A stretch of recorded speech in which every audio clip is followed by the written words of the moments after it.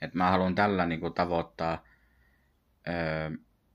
ihmisiä, jotka elää ehkä samaa elämäntilannetta kuin minä, tai on käynyt sen läpi, on elänyt tämän elämän, tai samantyyppisiä asioita käynyt läpi elämässä.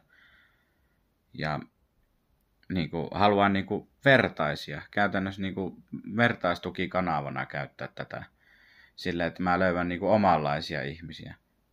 Koska mä en ole enää samanlainen kuin olin silloin nuorempana.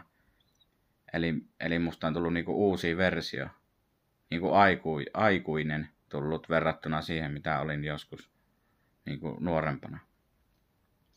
Niin elämä on muuttunut siitä, ja nyt eletään tämmöistä, mitä nyt eletään. Ja tänne jatkossa on tulossa jotain videoita, mitä mä otan. Mä lataan niitä tänne pikkuhiljaa. Silloin kun